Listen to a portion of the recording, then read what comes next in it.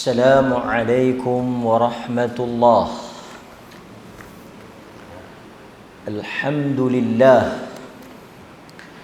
Alhamdulillahi rabbil alamin. Wa bihi nasta'in ala umurid dunya waddin. Wassalatu wassalamu ala ashrafil anbiya'i wal mursalin wa ala alihi wa sahbihi ajma'in. Asyhadu an la ilaha illallah wahdahu la syarika lah wa asyhadu anna Muhammadan abduhu wa rasuluh, amma ba'd. Muslimin muslimat, tuan-tuan dan puan-puan, pertama kita bersyukur kepada Allah Subhanahu wa taala kerana kita merancang, Allah jua merancang, dan Allah Azza wa Jal mengizinkan apa yang kita rancang dapat diteruskan pada malam ini. Terima kasih pada Tuan Imam, pengurusi, jawatankuasa masjid yang masih meneruskan dan menyusun atur kelas dan kuliah kita supaya dapat dimanfaatkan oleh tuan-tuan. Baik, kita akan sambung pengajian kita berhubung dengan kenikmatan dan juga keindahan syurga. Kita akan baca 1-2 hadis pada malam ini dan saya akan huraikan apa yang kita boleh mengambil manfaat daripada hadis-hadis yang kita baca. Dan saya akan mengambil sedikit masa untuk menjawab suatu soalan dan kemusykilan yang timbul, yang diutarakan dan diajukan. Dalam agama kita bebas untuk berhujah. Agama mengajar kita untuk berhujah. Ud'u ila sabili rabbika bil hikmah wa mau'izatil hasanah wajadilhum billati hiya ahsan. Quran kata wajadilhum, dan bermujadalah. Dalam Quran ada surah Al-Mujadalah. Al-Mujadalah jidal. Jidal ni kalau kita nak translate dalam bahasa kita, debat lah. Kalau kita nak lembut sikit, diskusi, dialog dan sebagainya. Quran kata dan berdialoglah dengan mereka dengan billati hiya ahsan, dengan cara yang elok. Apabila kita berhujah, kita mesti ada sandaran lah. Quran kata qul hatu burhanakum in kuntum sadiqin. Datangkanlah bukti. Hatu burhan, datangkanlah bukti dan hujah jika kamu daripada kalangan orang-orang yang benar. Agama mengajar kita untuk berdialog. Agama mengajar untuk kita berdiskusi. Agama mengajar kita untuk mendatangkan bukti di atas hujah kita. Disiplin yang agama ajar, bila kita tak setuju, kita datangkan hujah. Dialog dengan bahasa yang santun, dengan bahasa yang elok, dengan tutur kata yang cantik. Demikian agama. Tapi kalaulah kita yang mendakwa ahli sunnah, kan, bertasawuf dengan tasawuf Al-Ghazali, tetapi bila bercakap dengan nada ala-ala samsing kampung dusun kan, gangster tak ketahuan hala nak pergi duk tumbuk orang nak pergi duk sepak apa ni kemaluan orang. Ini akhlak yang buruk, ini sikap barbarian. Tahu barbarian? Barbarian ni uncivilization, tak ada tamadun, orang gasar dia panggil. Orang yang mai daripada mana hala hutan cuih keluar mai duk buat gila. Bahasa orang utara kan. Kita ada kesantunan. Kerana apabila kita berceramah, khalayak mendengar, khalayak yang pelbagai lapisan umur. Ada orang tua-tua, ada kanak-kanak, ada budak muda. Mereka nak dengar perkataan yang lunak, perkataan yang berhikmah, perkataan yang lembut, perkataan yang cantik, yang menggambarkan agama itu rahmat. Takkan dengar di masjid, aku sepak, aku terajang sakit. Sehingga kadang-kadang orang keliru, ini masjid ke? Ini kedai kopi ke? Sebab itu bahasa melambangkan budi, bahasa melambangkan akhlak, bahasa melambangkan siapa kita. Sebab itu kita boleh berbeza, kita boleh berbeza, kita boleh untuk berselisih pendapat, tapi biarlah berselisih pendapat di atas hujah, di atas dalil. Kalau setakat nak kata kawan tu bodoh, nak kata kawan tu macam ni, kawan tu macam tu, ini ala apa Tatar dulu boleh kan, ala-ala orang yang tak ada tamadun. Kita ada tamadun, kita orang Melayu santun, bahasa kita terpilih, perkataan kita tersusun. Laisal mu'min bitta'an wala la'an wala fahish. Nabi kata laisal mu'min, bukan orang yang beriman itu ta'an, kaki maki. Orang beriman ni dia bukan kaki maki. Yang maki ni orang yang tak berapa nak beriman. Tapi dia ustaz apa lak melucahlah masjid, cakap lebih kurang, malu makcik-makcik yang duduk belakang tu. Duk sebut hok nu, duk sebut hok ni. Depa tak pernah duk dengar di rumah, main dengar di masjid. Lekeh sangat lah. Lekeh. Piramli kata low class. Tak ada saya jawab, ramai kat bawah duk jawab dah. Tak ada saya jawab lagi tu. Ramai duk kata apa tak reti, benda simple macam ni. Saya pun pelik, takkan benda asas macam ni pun hang tak reti.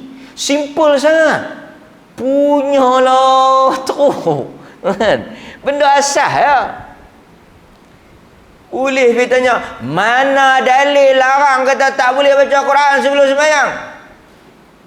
Ada, bukan ustaz pun, duk bawa kat bawah-bawah dia kata, dalam ibadat ni bukan tanya mana dalil larang. Dalam ibadat ni kalau tak ada dalil tak boleh buat.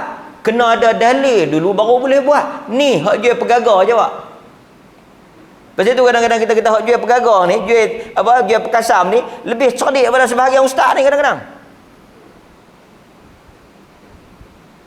Belum lagi dengan bahasa yang kotor, bahasa kesat diucapkan dalam masjid.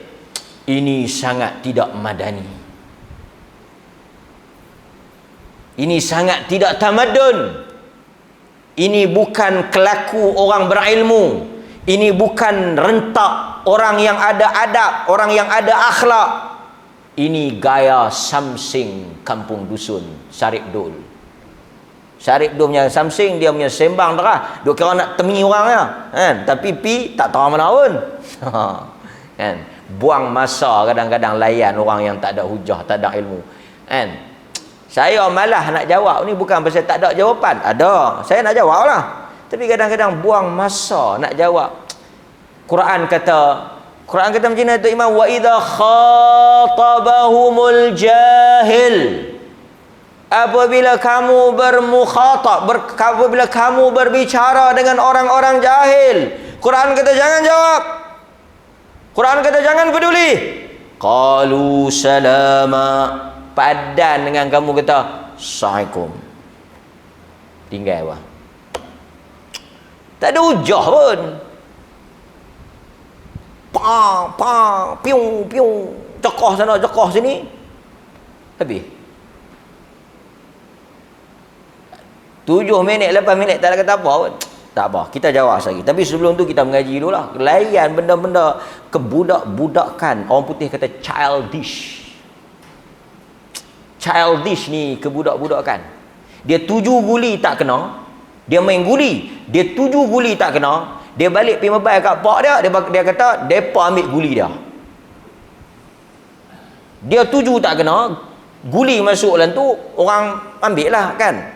Dia balik main abang dia kata, orang ambil guli dia. Balik duk teriau di rumah. Heret pak dia pergi tempat guli. Ini semua kebudak-budakan. Tak ada langsung standard ilmuan. So tuan-tuan hadirin mukminin, kita mesti jaga kelas kita. Penuntut ilmu, tullabul ilm, bercakap mesti ada hujah, bercakap mesti ada dalil, bercakap mesti ada sandaran, bau menggambarkan tamadun, bau menggambarkan ilmiah, bau menggambarkan kata kita ada akhlak. Kan? Intro sikitlah. Umum, tak kata siapa-siapa. Kan? Baik, kita tengok sedikit apa yang kita boleh ambil daripada hadis kita pada malam ini. Kita baca hadis dulu. Kita nak maki tak reti, nak jekah pun tak reti, nak kata korang pun tak reti. Baca hadis kita reti. Kita baca hadis dulu. Baik. An Anas qala Rasulullah sallallahu alaihi wasallam, Inna at-tayr al-jannah ka'amthalil bukht tar'a fi shajaril jannah.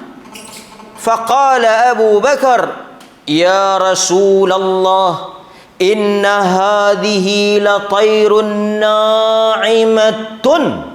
Faqal, akaltuha an'amu minha. قالها ثلاثا وإني لأرجو أن تكون ممن يأكل منها يا أبا بكر. Hadis yang diriwayatkan oleh Imam Ahmad daripada Anas bin Malik radhiyallahu an. Ini cerita menarik ni yang kita akan nampak dalam syurga esok, yang kita akan jumpa dan diberikan kepada orang yang masuk ke dalam syurga. Mari kita tengok tuan-tuan. Kata Anas bin Malik, hadis ini diriwayatkan oleh Imam Ahmad. Diriwayatkan oleh Imam Ahmad. Kata Anas bin Malik, Nabi sallallahu alaihi wasallam bersabda, tuan-tuan jangan terkejut pula ni. Hadis ini sahih. Apa dia? Yang mana Nabi kata, Inna tayral jannah, sesungguhnya burung di dalam syurga, ka'amthalil bukht, sebesar unta. Tulislah sikit, bagi ingat, tak boleh ingat, hafal sikit. Burung dalam syurga besar dia besar unta. Tu burung dalam syurga besar unta. Dalam hadis riwayat Al-Imam At-Tirmidzi, dalam riwayat Al-Imam At-Tirmidzi daripada Anas bin Malik, Nabi sallallahu alaihi wasallam sebut, fiha tayrun a'naquha ka'anakil juzur. Itu dalam hadis Tirmizi. Dalam hadis Tirmizi daripada Anas bin Malik, Nabi kata, fiha, di dalam syurga, tayrun, burungnya, a'naquha, dia punya leher unta tu, ka'anakil judur, seperti leher unta. Leher apa? Burung ni sama besar dengan leher unta. Hadis yang diriwayatkan oleh Al-Imam At-Tirmizi ini senada dengan hadis yang diriwayatkan oleh Imam Ahmad tadi, yang mana Nabi kata tayrun fil jannah, inna tayral jannah ka'amthalil bukht. Nabi kata sesungguhnya burung di dalam syurga besarnya seperti unta. Besar ni dari sudut apa? Kita sembang sikit bab burung, kan? Pertama tuan-tuan, lepas tu Abu Bakar radhiyallahu an, Sayyidina Abu Bakar bila dia dengar, dia kata apa? Dia kata, ya Rasulullah, inna hadhihi la tayrun na'imah. Syok betul lah burung ni hidup no. Kira betul-betul hebatlah dia punya makan dia sampai apa? Tuan-tuan, kalau tuan-tuan pergi tengok satu binatang gemuk, tuan-tuan akan kata, tuan-tuan pergi tengok kucing gemuk, kalau binatang gemuk, tuan-tuan akan puji siapa? Tuan dia. Ui, hang bela elok betuh apa ni? Kadang-kadang tuan-tuan, kucing ni lebih betuh pada kita. Saya bang betul. Kucing ni kadang-kadang tuan-tuan hidup dia lebih betuh daripada kita. Na'imah. Lebih beruntung. Saya berhabang tuan-tuan. Tak tahulah tuan-tuan tahu. Saya pergi tengok ada orang bela kucing. Dia punya makanan bila kita tanya boleh makan kita sebulan. Tu friskis yang duk bagi kat kucing tu, ada yang harga dia lebih mahal daripada makanan kita. Dia punya ingredient dia.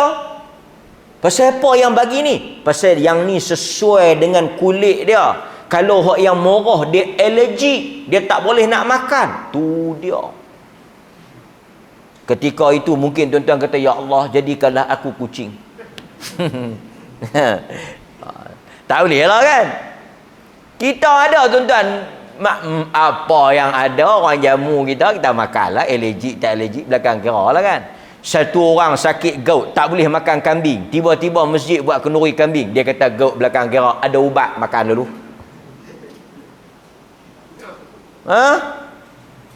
Kalau dia duk kira gout, lepas kambing tu. Dah nak beli harus dah mahal. Benda peri tiba habis. Lepas tu lagi bini dia kata, alah abang, waktu sedap tak mau teringat, ni duk mengerang. Dia kata, biar pi, mengerang ni tak tebat apa, tak setanding dengan sedapnya kambing. Nak abang kata apa? Nak abang kata manusia ni nikmat dulu, sakit belakang kira. Kan? Tambah kalau benda macam tu. Tapi saya nak abang demikian. Abu Bakar As-Siddiq radhiyallahu an, dia tanya Nabi. Dia kata dekat Nabi, kalau macam tu beruntung burung dalam syurga no. Bayangkan tuan-tuan, dia punya besar tu betul-betul punya makan lah. Kalau burung besar tu syurga kita tak tahu besar mana. Pasal kalau tuan-tuan, kadang-kadang tuan-tuan kita tengok besar tak besar tempat ni, dia bergantung kepada apa yang ada di dalamnya. Macam mana dia nak terbang kalau tempat kecil? Mesti kena tempat besar betul, hebat betul. Dan dia boleh makan tu mesti hebat lah sampai dia jadi besar unta. Abu Bakar kata apa? Aku harap Rasulullah, aku boleh makan burung tu. Kan? Aku harap aku boleh makan burung tu, dia kata. Kan? Dia kata, wa inni la arju an takuna mimman ya'kulu minhu ya Abu Bakar. Kan? Faqala akaltuha an'amu minha. Dia kata faqal akaltuha an'amu minha. Aku harap aku boleh makan. Nabi kata, mudah-mudahan hang termasuk daripada orang yang makan burung tu. Nabi doa kat dia. Dia dengar, dia kata burung tu besar, dia kata aku harap aku boleh makan burung tu, mesti sedap, mesti daging dia banyak. Nabi kata mudah-mudahan engkau termasuk daripada antakuna mimman ya'kulu minha. Mudah-mudahan hang termasuk daripada orang yang boleh makan. Tuan-tuan, hebat tak burung dalam syurga? Hebat lah. Yang pertama, saiz dia besar. Kita, tuan-tuan bisa makan burung? Mesti biasa kan? Saya pun biasalah juga makan burung ni.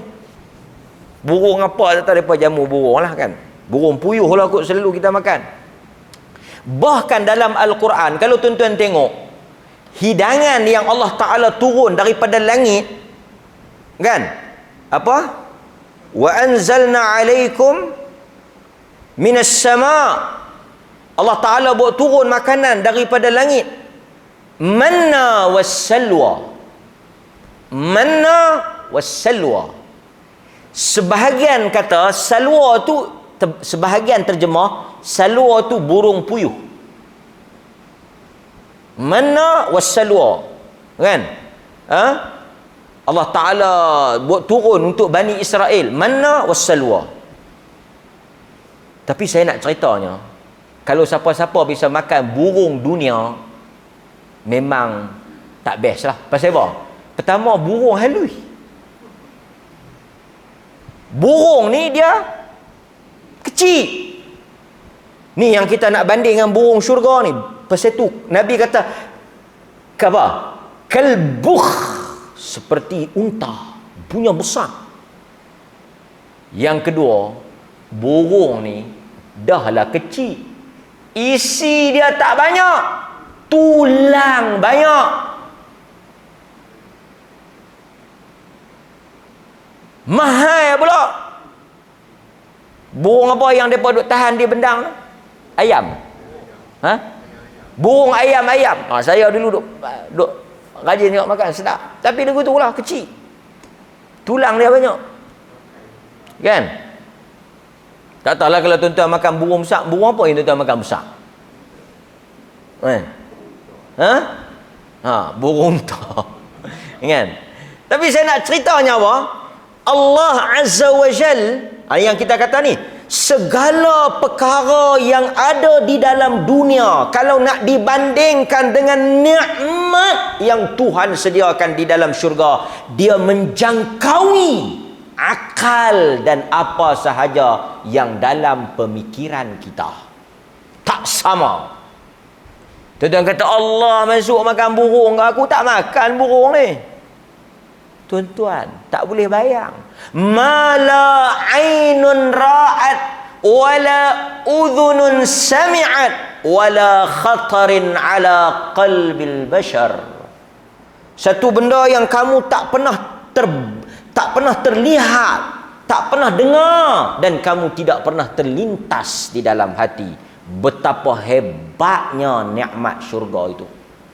Walaupun Nabi kata tairun, burung, Quran sebut burung. Apa dia ni? Kita pun dalam bahasa kita sebut burung. Tapi burung syurga tak sama dengan burung dunia. Pasal itu bila Quran kata wa talhim mamdud, kan?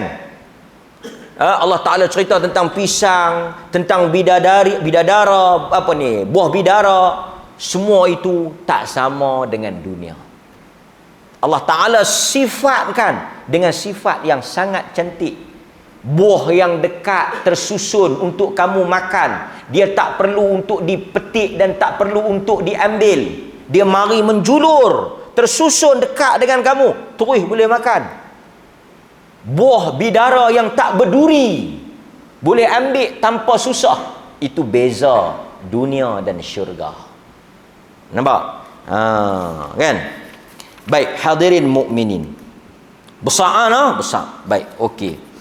Hadis ini juga menunjukkan kepada kita bahawa Allah Azza wa Jal menyediakan bentuk-bentuk makanan yang sangat sihat dan sangat menyelerakan sebagai balasan terhadap amalan salih yang kita lakukan sepanjang hidup kita di dunia.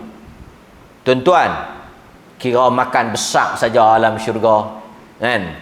Kita kalau dapat apa-apa, bersusah payah, berusaha, kemudian kita nak reward diri kita, kita nak apa? Reward ni bahasa Melayu dia nak kata macam kita nak hargailah diri kita ni, kita akan makan besar-besar. Anak kita periksa boleh hebat, bawa makan. Nak makan apa? Habaq. Kan? Masjid pun dapat buat apa-apa, buat makan besar-besar. Kan? Pasal apa? Makan besar-besar ni menandakan layanan yang hebat. Pasal tu Quran cerita bab makan ni. Tuhan nak habaq dia layan kita first class. Pasal tu kalau tuan-tuan naik kapal terbang, hidangan itu menggambarkan kelas. Adalah cerita kawan tu duduk business class. Business class takkan sama dengan ekonomi. Ekonomi ni mungkin dia tak ada lah membuka mulut, pencuci mulut, terus makan mulut terus lah. Kan? Kawan duduk business class, dia turun main sembang. Ish. Sate tadi sedap. Yang kawan ni sate tak ada. Ekonomi. Piramli kata apa? Di rumah ini kita tak makan, kita hanya ambil bau. Ini bagus. Ini namanya ekonomi. Ekonomi lah maksudnya tak rugilah, esok ambil lagi bau, esok ambil lagi bau. Satu capati mungkin tahan sebulan. Ekonomi sungguh lah. Kan? Nampak? Ekonomi, pasal tu Arab, tengok Arab. Ekonomi dia kata apa? Al-iqtisad. Iqtisad maksudnya sederhana. Belanja sangat pun tak, kedekut sangat pun tak. Dia maintain, dia tengah-tengah. Kan? Jadi kau ni pun cerita, dia kata sate sedap tadi. Dia kata kami tak dok sate, batang sate pun tak kelih. Dia kata saya tadi dengan sate ayam, sate daging, minta tambah lagi. Dia betul-betul sedap. Maka sedarlah kawan tu bahawa dia sebenarnya berada pada kedudukan yang tidak ada sate padanya. Jadi nak habaqnya, bila Tuhan describe, Tuhan detailkan apa yang kita akan makan, ia menggambarkan kedudukan kita yang istimewa di sisi Tuhan. Macam tuan-tuan, kalau orang nak pergi di rumah, kita boleh tahu dia ni suka tak suka kita daripada hidangan yang dia layan kita. Kalau tuan-tuan pergi, dia punya hidang sampai tambah meja, punya macam-macam ada, memang dia raih betul kita. Tapi kalau pipi, dia angkat hak ni. Lepas tu sekali dia angkat mai apa? Hup sing. Tahu hup sing. Macam mana kiraat dia? Hup kahak. Dia kan ada dua-dua je. Apa Basri baca hup, apa ni? Apa dia? Kiraat lain baca hab. Dia angkat mai roti 4 segi. Yang tu pun jenuh goreng roti 4 segi tu. Cicahlah kita dengan ayat kaktus. Artinya dia memang tak raih kita. So Tuhan kata ni, tengok makanan dalam syurga menyelerakan daging, kan? Sehingga kata para ulama, burung itu ada daging, tak ada tulang. Punyalah besar, kan? Dan sebut juga bahawa makanan-makanan di dalam syurga tidak akan menggemukkan kita. Don't worry. Dia berkata kolesterol tinggi, burung tak boleh makan. So tuan-tuan, saya nak habaq siap-siap ni bagi orang yang jaga badan. Hampa makanlah apa yang hampa teringin dalam syurga. Hampa tak gemuk dan tak mati. Dalam syurga tuan-tuan, mana tak mati. Dia berkata, seronoklah dengar, bukan nak boleh makan apa, penyakit banyak. Masuk dalam syurga mana ada penyakit. Tuan-tuan yang tak lalu masuk dalam syurga pun lalu. Kita tak boleh bayang tau. Dunia dia tidak akan berputar di syurga. Sebab itu kadang-kadang ada orang yang Tuhan bagi dekat dia nikmat, dia tak boleh makan pasal sakit. Ada orang yang sihat tapi tak boleh makan pula pasal tak ada duit. Adil Tuhan. Ada tapi tak boleh makan. Ada yang tak ada pun tak boleh makan. Padan bodoh-bodoh. Aku tengok aku tengok aku. Kan? Agama. Dia ada syurga esok tak payah takut makan, tak gemuk. Kan? Kerana gemuk ialah kehidupan dunia yang tidak akan berlaku di dalam syurga. Baik. Kemudian tuan-tuan, satu lagi faedah yang Allah Azza wa Jal sebut dalam Al-Quran apa dia?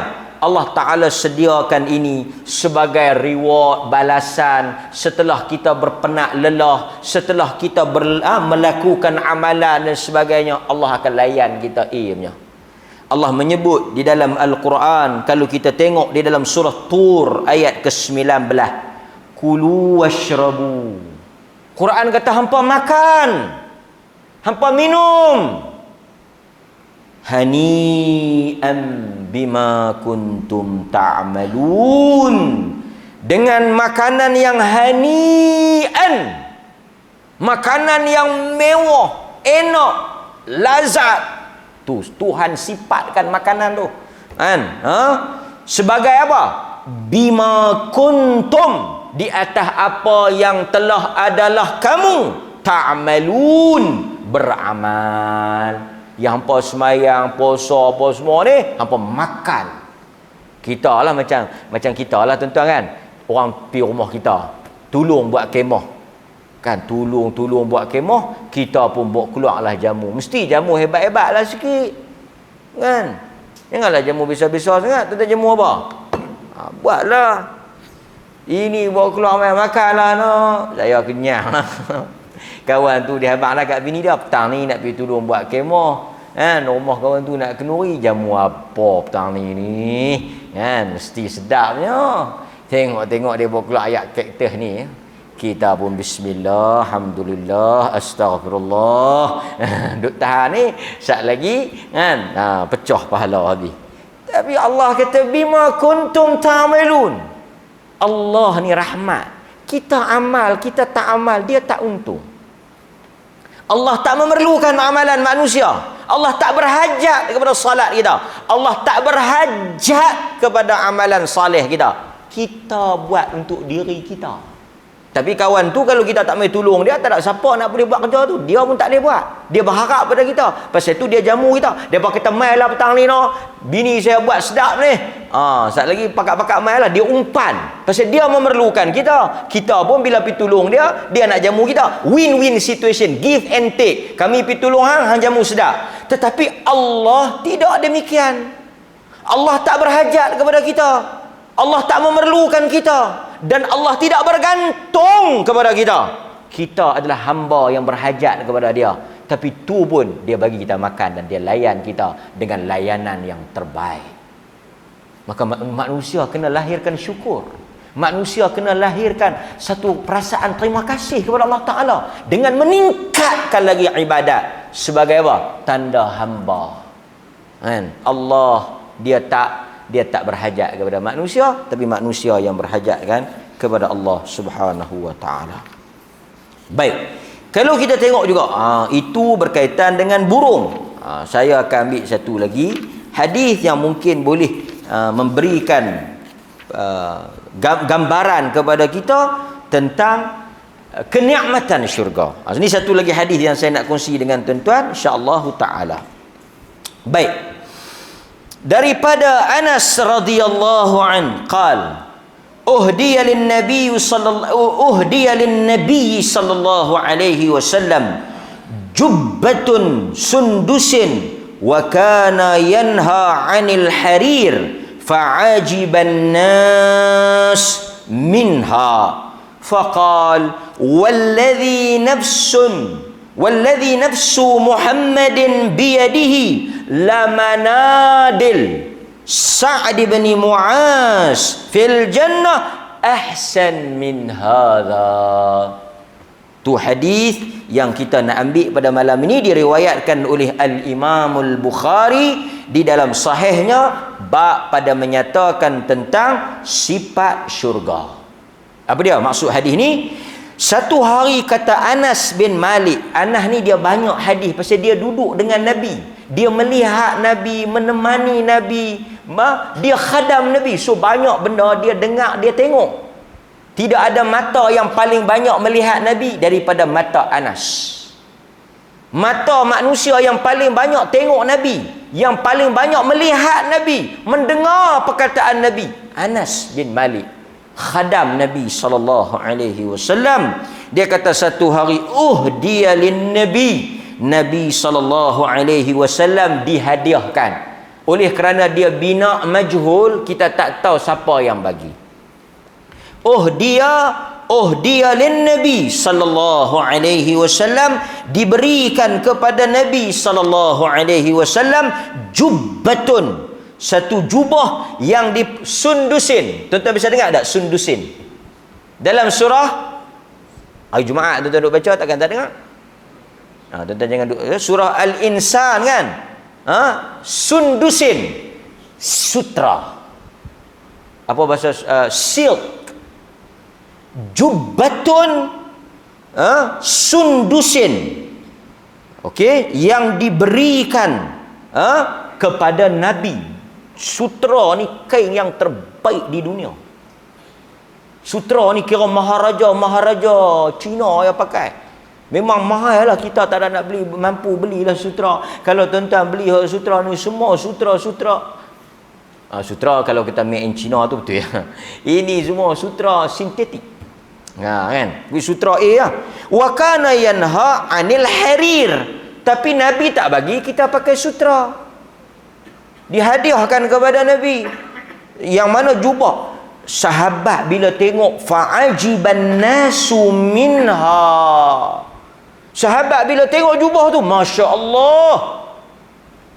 Fa'ajiba. Excited, teruja, kagum, takjub. Takjub bahasa Melayu, takjub. Kemudian Nabi kata apa? Hampa tengok jubah ni, hampa rasa takjub hampa rasa hebat hampa rasa cantik, mewah Nabi kata wallazi nafsu Muhammad biyadihi lamanadil. Demi Allah yang diri Muhammad, nyawa Muhammad berada di tangannya, sesungguhnya manadil, mindil, sapu tangan Sa'ad bin Mu'az di syurga.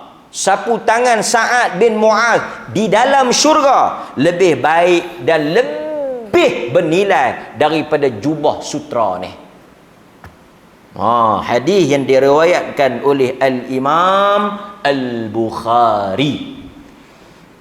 Maksud hadis, pertama, Sa'ad bin Mu'az ialah seorang sahabat yang sangat terkenal. Dia adalah pemimpin golongan Ansar, sehingga Nabi berkata, bergegar arash pada hari kematian Sa'ad bin Mu'az. Nabi kata, kalau ada orang yang boleh selamat daripada azab kubur, tidak ada orang yang paling layak melainkan Sa'ad bin Mu'az. Banyak pujian Nabi sebut tentang hebatnya Sa'ad bin Mu'az. Sapu tangan dia tu lebih hebat daripada jubah sutra tu. Tu boleh bayang. Kau duduk kat tu baru sapu tangan ni buat apa? Sapu tangan ni buat lap inguih, dengan buat lap peluh, buat lap mulut. Sapu tangan pun tu dah. Hak lain tak payah duk abang. Tuan-tuan kenal Abu Hurairah? Kenal Abu Hurairah?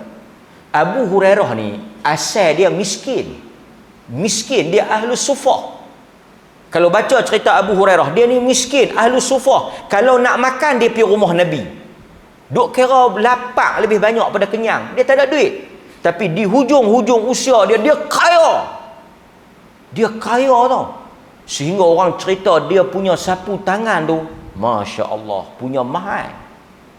Sapu tangan Abu Hurairah tu punyalah mahal. Tu baru sapu tangan. Kan? Pasal itu tuan-tuan, kalau kita tengok orang kaya, kita akan tengok barang-barang dia. Dia baru sapu tangan pun dah tu dia. Kan? Belum lagi baju dia, seluar dia. Nampak? Ni kalau sapu tangan pun, tak yang 15, 10 ringgit tu. 15 lah 10 ringgit. Pasal tengok ada yang kacik banyak-banyak. Lagu saya duk beli tu lah. Kacik banyak-banyak tu. Kan? Dia nak ada lah jual 15. Yang lebih kurang dengan tisu ya, 2 kali lap teroyak. Tapi tak apalah, nak buat lap hinguih ya, bukan ada apa, lap peluh kan. Beliau terlibat di dalam perang Badar, perang Khandaq. Beliau telah dipanah. Akhirnya beliau wafat sebulan selepas itu. Nampak? Maksudnya dia ni satu orang yang telah berkorban untuk agama, semata-mata mempertahankan Nabi. Dia orang Ansar. Dia kena panah, sebulan lepas tu dia tanggung sakit, dia meninggal. Nabi kata bergegar, dalam riwayat Muslim, bergegar arasy kerana kematian Sa'ad bin Mu'az. Para malaikat ni beramai-ramai ni nak sambut dia punya roh. Nampak? Kemudian tuan-tuan hadirin mukminin, apabila Nabi sebut sapu tangan Sa'ad bin Mu'az ni lebih bernilai daripada jubah sutra, menunjukkan kelebihan Sa'ad bin Mu'az. Antaranya kata Al-Imamun Nawawi ketika dia menghuraikan hadis ni, kata dia sapu tangan. Sapu tangan ni bertujuan macam kita kata tadi lah, untuk menyapu kotoran. Untuk menyapu kotoran. Jadi kalau benda yang begitu lekeh kan pun dah mewah hebat, memang kedudukan dia sangat hebat. Itu kedudukan ahli syurga, tuan-tuan. Tak terbayang betapa mewahnya kita hidup dalam syurga. Memang mewah. Hidup kita tak ada langsung ni kemiskinan, kefakiran ni tak ada. Itu perkara yang pertama. Kita bagi laluan kepada azan. Insya' dulu, saat lagi saya perhabis sikit apa yang disebut oleh Nabi ni, dan saya akan menjelaskan satu dua isu insya-Allah untuk manfaat kita bersama.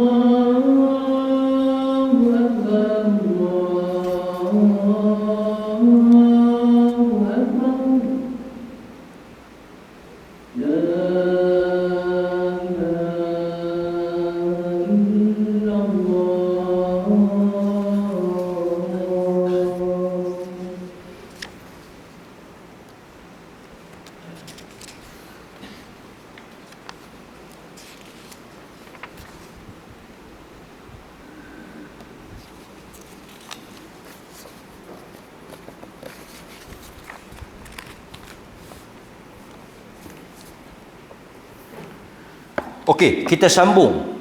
Maksud hadis ni nak bagi tahu kita bahawa segala yang dimiliki oleh ahli syurga lebih bernilai dari benda-benda yang bernilai di dunia. Kalau tuan-tuan tengok ada pakaian yang paling mewah, cantik, mahal di dunia, itu tak padan nak banding dengan syurga. Kereta yang mewah, bernilai besar, tinggi, kualiti dia sebagainya, nak banding apa yang dalam syurga tak padan.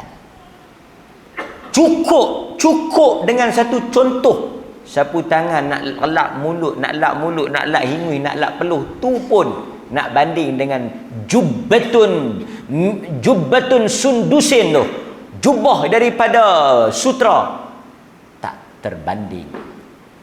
Masya Allah, subhanallah, hebat. Kata para ulama, wa anna adna thiyabihi fiha khairun min hadihi li'anna al-mindil adna thiyab li'annahu mu'addun lil wasakh wal imtihan faghairuhu afdal.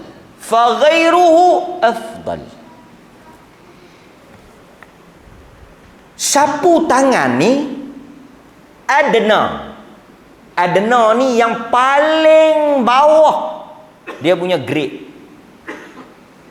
paling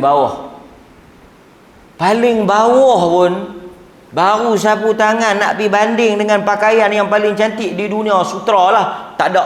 Sebab tu orang kata selembut sutra, secantik sutra, sehalus sutra, semua kalau nak banding the best sutra lah. Sutra tak menang. Lawan dengan apa? Baru sapu tangan. Tu yang saya kata tadi ni. Maka tentulah pakaian, kain, apa sahaja yang dimiliki lebih cantik dan lebih afdal. Dan akhirnya apa yang saya nak sebut kepada tuan-tuan, kesimpulan daripada sapu tangan Muaz ni, segala benda yang indah, gemerlap, cantik, mewah, mahal di dunia, tuan-tuan jangan kecewa.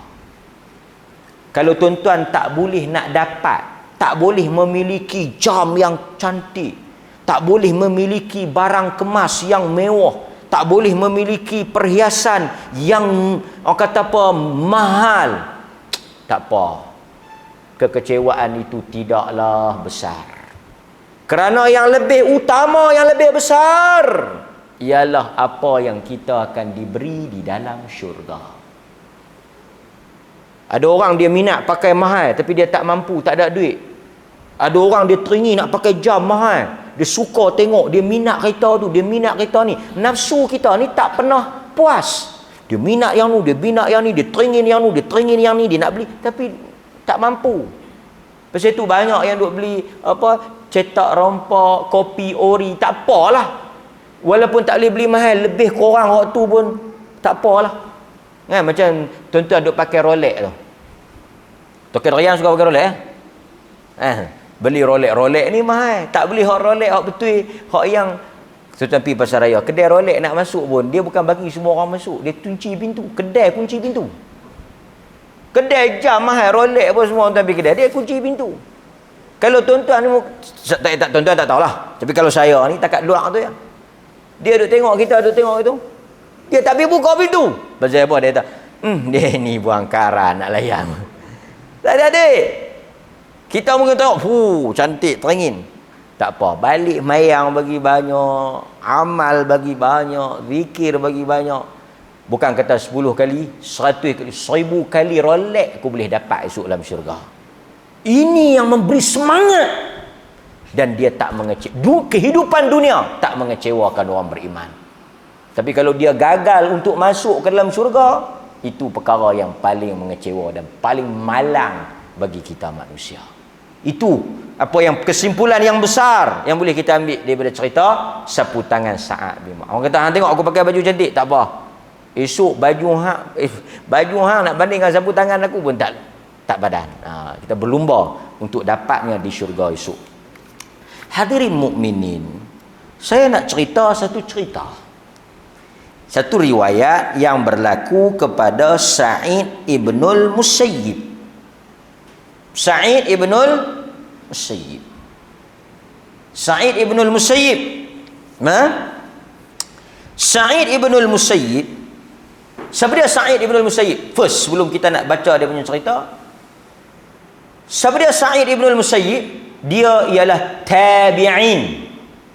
Dia bukan daripada kalangan sahabah, dia tabi'in, murid kepada sahabat. Sa'id ibn Musayyib, dia menantu kepada Abu Hurairah. son-in-law, father-in-law dia Abu Hurairah. Dia menikah dengan anak Abu Hurairah. Satu hari dia melihat satu orang salat lebih daripada 2 rakaat setelah terbitnya fajar. Salat qabliyah subuh. Kawan tu salat lebih 2 rakaat. Berapa rakaat qabliyah subuh? Kawan ni semayang lebih 2. 4, dia kata 4. Lebih pada 2 lah. Lama kawan tu rokok, sujud. Kemudian Sa'id Ibnul Musayyib, imam besar, jago, dia panggil kawan tu. Dia kata Nabi sembahyang 2. Sa'id Ibn Musayyib, sebahagian baca Musayyab, Sa'id Ibnul Musayyib atau Ibnul Musayyab. Dikatakan dia lebih suka Musayyib lah. Dia kata pasal apa hang sembahyang 4? Tuan-tuan, kawan ni nak sembahyang. Dia bukan tak sembahyang, dia nak sembahyang lebih. Satu, kalau Sa'id Ibn Musayyib duduk dalam masyarakat kita, kena Sa'id. What happened to you, Sa'id? What's wrong with you, Sa'id? Yang hang duk pergi bersabuk kalut orang nak sembahyang pasal apa? Dia nak mayang 2 ke? Dia nak mayang 4 ke? Dia nak mayang 6? Dia nak mayang. Hampilah sabuk dengan orang yang tak mayang. Sa'id Ibnul Musayyib ni pun nanti kena dengan geng ni. Pasal selalu kita dengar, pasal apa duk bersabuk orang nak sembahyang? Pasal apa duk kalut orang nak sembahyang? Pasal apa tak pergi kalut orang tak sembahyang? Tuan-tuan, dua-dua kita kata salah. Yang tak sembahyang tu clear salah. Yang sembahyang lebih daripada apa yang Nabi tunjuk juga salah. Kerana agama itu, sebaik-baik agama ialah mengikut contoh. Tak ada contoh kita tak buat. Yang dikatakan al-ittiba', yang dikatakan ittiba', ikut Nabi itu ialah mencontohi apa yang dicontohkan oleh Nabi. Sebab itu perkara yang tak ada contoh daripada Nabi, kita tidak akan melakukan hal itu. Ini prinsip agama. Sebab itu saya kata benda ini asas. Kenapa benda yang sebegitu? Tuan-tuan, pelik tak? 1 tambah 1, 2. Bukan benda, bukan Q tambah Q, bukan X tambah X, X tambah Y. 1 tambah 1 ya. Asas lah. Tiba-tiba masuk darjah 6. 1 tambah 1 berapa? Berapa? Hei, 1 tambah 1 pun hang tak kerti ke? Darjah 6 lah ni. Macam tu lah keadaan ni. Punya benda asas ni pun dia keliru. Benda asas ni pun dia tak tahu. Benda asas ni pun dia tak lepas lagi. Tiba-tiba dia nak bincang benda yang lebih besar. No, cukup. Kita bimbang awak memalukan diri awak. Kita bimbang awak menjatuhkan, merendahkan diri awak di khalayak. Sebab manusia ni bila dia tak cakap orang tak tahu. Tapi bila dia cakap orang tahu, kata dia tak reti. Kalau dia tak cakap, orang tak gelak dekat dia. Tapi lepas dia bercakap, orang mentertawakan dia. Don't humiliate. Jangan memalukan diri kita. Sekadar kalau kita nak bagi motivasi bagi orang rajin sembahyang, sudah. Jangan awak terjun di dalam perbahasan hukum jika awak tidak ada alatnya. Kata orang Melayu, lautan dalam jangan diduga kalau kail panjang sejengkal. Nanti awak terkapai-kapai, tak ada siapa nak pergi menyelamat, tenggelam lagu tu saja. Kalau buah baru orang bersilat lagu tu, dia duk kira nak tumbuk orang. Jangan main-main tuan-tuan.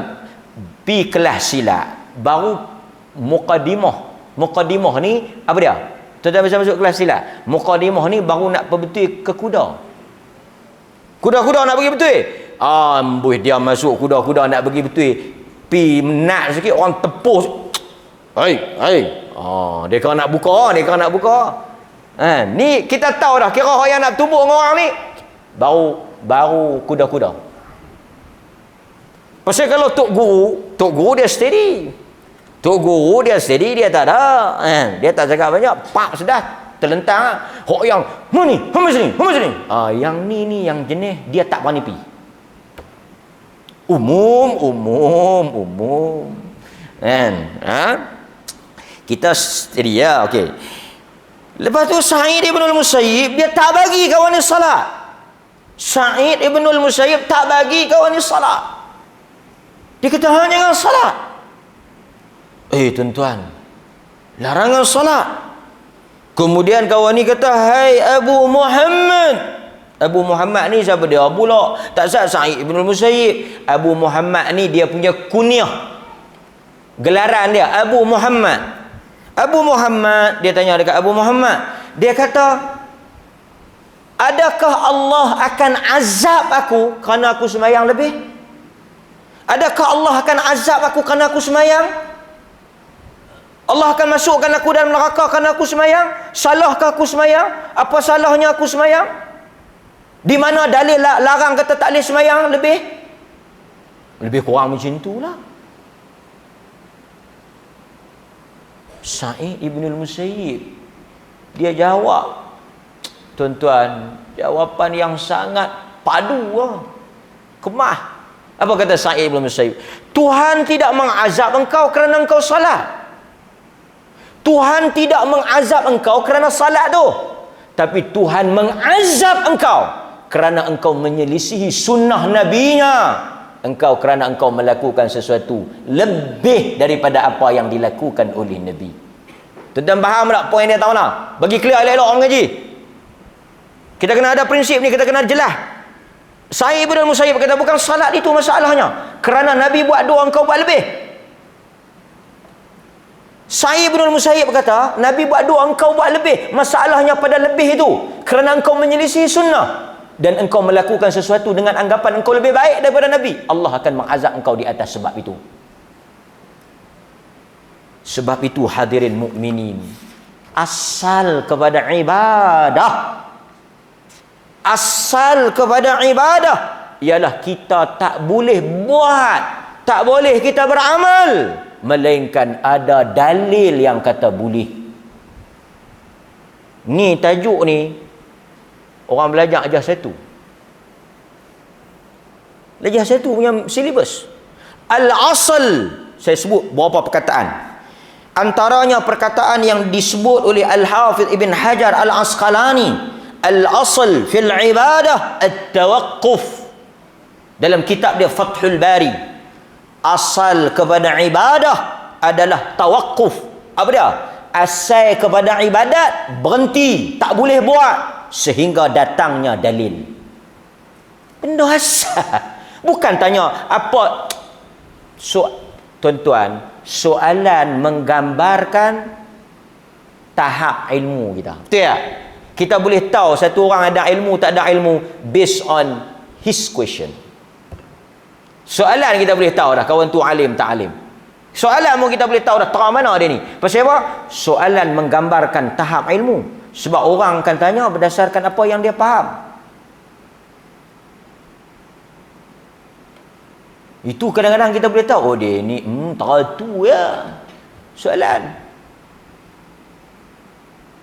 Macam tu imam, alim kan, faqih, tajwid. Dia tak akan tanya hukum nun bertemu dengan ba. Yang tu saya tanya. Saya nak tanya sikit, nun bertemu dengan ba hukum apa? Orang la ilaha illallah, nun bertemu ba pun tak reti. Kita duk kata kat belakang, apa ni kafar punya standard. Lu dia pi tinggi-tinggi lagi tu. Apa qiraat yang orang nak baca ni kan macam standard tinggi perbahasan orang tu. Nampak? Sebab itu tuan-tuan, asal kepada ibadat ni orang tak tanya apa dalil larang. Contoh tuan-tuan, saya bagi contoh.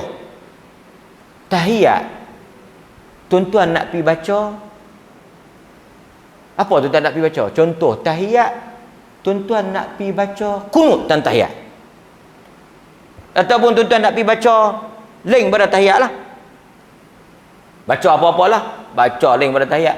Orang akan tanya, hang baca apa? Abanglah kita baca apa? Bukan orang baca tahiyat. Hang bak mai aku dalil apa yang kata tak boleh baca tahiyat? Jam. Kalau kita tanya apa dalil larang ibadat, sekali kita dah mayang isyak 5. Lepas tu orang tegur, tu imam, isyak 4. Apa dalil kata isyak tak boleh 5? Tu imam kan tanya, dalil tak? Saya sembahyang isyak 5, dalil apa kata tak boleh? Orang akan kata, what happened to you, tu imam? Orang kata, apa siapa jadi tu imam? Orang tak tanya lagu tu. Tengok, kita tengok lagi. Kata para ulama, al-asl fil ibadah annaha idza lam tutlab la tan'aqiq. Asal hukum di dalam ibadah, hukum asal kepada ibadah ialah tidak dituntut, yakni tidak dilakukan jika tidak berlaku. Artinya dia memerlukan dalil untuk tuntut benda tu supaya dibuat, baru boleh buat. Kalau tak ada dalil, tak boleh buat. Itu ibadat. Tuan-tuan, esok bulan Ramadan puasa malam, siang buka. Kalau orang kata, bukan puasa siang, malam bukan makan, apa dalil larang puasa? Tuan-tuan tanya lagi tu, tanya lagu budak-budak kartun tanya. Hang tak bagi aku puasa malam, apa dalil kata tak boleh puasa malam? Tuhan suruh puasa siang. Tak, hak tu Tuhan suruh puasa siang. Yang tak bagi puasa malam ni mana? Jam, tuan-tuan, jam. Jenuh. Dia pergi sujud dulu, lepas tu dia rokok. Kita pergi tegur, Mat, bagi ketahuan ni, awak yang hampir sujud dulu, orang rokok dulu. Hang habang kat aku dalil yang kata larang tak boleh sujud dulu. Bukan Nabi semayang rokok dulu ke, lepas tu baru sujud? Tak betul, Nabi semayang, dia rokok dulu, lepas tu baru dia sujud. Tapi aku nak tanya, ada tak Nabi larang sujud dulu? Ada? Ikut suka. Akhirnya agama, kalau duk kira ada tak dalil larang, lah kali agama akan jadi ikut suka. Maka sebab itu tak ada dalil, tak boleh buat. Akhirnya banyaklah kalau saya nak baca perkataan-perkataan para ulama yang kata asal kepada ibadat ini dilarang. Tuan-tuan tengok akhir sekali. Saya nak baca satu ayat Quran. Surah Asy-Syura ayat 21. Am lahum syuraka'u syara'u lahum minad din man lam ya'dhan bihi Allah walaula kalimatul fasli laqudiya bainahum wa inadh zalimina lahum adzabun alim. Patutkah mereka mempunyai sekutu-sekutu yang menentukan mana-mana bahagian dari agama mereka sebarang hukum yang tidak diizinkan oleh Allah, dan kalaulah tidak kerana ketetapan kalimah yang menjadi pemutus, yakni hukum daripada Allah untuk menangguhkan hukuman hingga ke suatu masa tertentu, tentulah dijatuhkan azab serta merta kepada mereka yang berbuat demikian, dan sesungguhnya orang zalim itu akan beroleh azab seksa yang tidak terperi sakitnya. Asy-Syura ayat 21. Ringkas. Tuan-tuan balik pergi tengok. Ibn Kathir kata. Kata Ibn Kathir. Ayat tadi ni Ibn Kathir ulas. Ibnu Kathir. Tak kena Ibnu Kathir. Mereka tidak mengikut. Tengok, Ibnu Kathir kata, mereka tidak mengikut apa yang disyariatkan oleh Allah kepadamu Muhammad. Mereka tak ikut syariat yang Allah beri kepada engkau Muhammad daripada agama yang lurus. Sebaliknya mereka mengikut apa yang disyariatkan untuk mereka oleh para syaitan mereka daripada kalangan jin dan manusia, dari kesesatan dan kejahilan yang batil yang mereka ada-adakan dalam jahiliah mereka, dalam bentuk menghalal apa yang Tuhan haramkan, mengharamkan apa yang dihalalkan, ibadah-ibadah yang direka, palsu, dan perkataan yang rosak. Artinya apa? Ibn Kathir kata apa? Depa pi reka hak yang bukan Tuhan buat turun kat Nabi. Tu. Ibn Kathir kata hak Tuhan buat turun kat Nabi, depa tak pakai, depa pi reka. Ni jahiliah ni. Musyrikin Mekah ni pi reka. Musyrikin Mekah ni pi reka lain pula. Pi buat hak lain pula. Bercanggah dengan apa? Pasal apa? Pasal ikut depa. Sedangkan syariat, pasal itu kalau kita mengaji dalam hukum syarak, asy-syari' huwallah. Siapa dia yang mensyariatkan hukum? Siapa dia yang buat syariat? Syariat siapa punya? Allah. Kalau dia tak suruh, kita tak boleh buat. Pasal dia yang punya agama ni. Asalnya hampa jangan duk buat kalau dia tak suruh. Bila dia suruh baru hampa buat. Tapi kalau dia tak suruh hampa pi buat, nama dia hampa pandai. Contoh macam ni lah. Payah dia kena bagi contoh, tidak tak faham. Saya nak pergi Kuala Lumpur, pinjam kereta Bang Mahathir. Bang Dek pinjam kereta. Lepas tu Bang Dek kata, Ustaz pinjam elok-elok lah, saya tak ambil duit. Buh minyak kereta. Buh minyak kereta, petrol.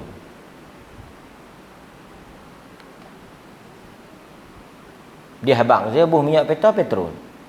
Saya pun naiklah kereta Bang Dek. Sampai di Petronas. Buh diesel. Jahanam. Telefon Bang Dek. Ni Bang Dek. Kereta jahanam. Awak tak tahu saya bubuh diesel tak berjalan. Saya habaq suruh bubuh petrol ni apa petrol ni 95 bukan diesel. Awak tak boleh ke bubuh diesel?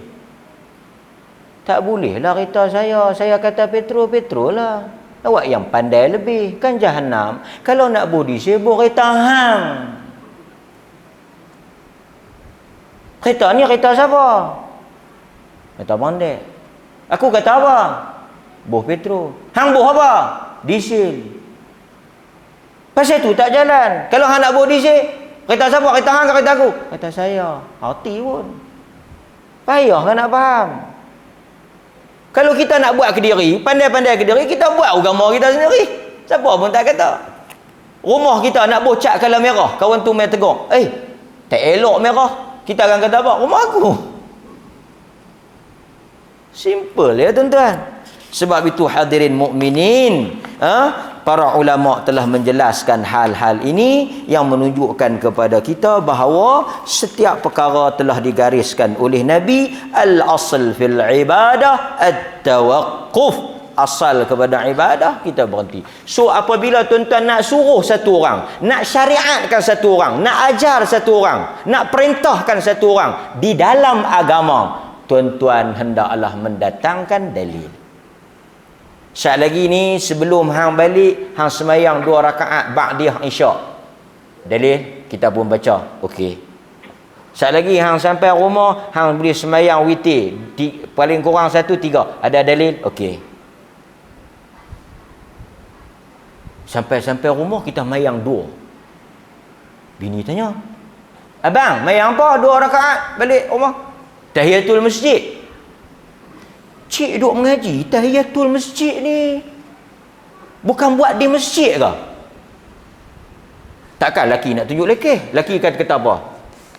Laki kata apa? Tahiyatul masjid ni kalau kita masuk masjid buat 2 rakaat, masuk rumah tak pernah dengar lagi. Laki dia akan kata apa? Laki kan jawab. Hang buat mai dalil kata Nabi larang mayang tahiyatul masjid di rumah.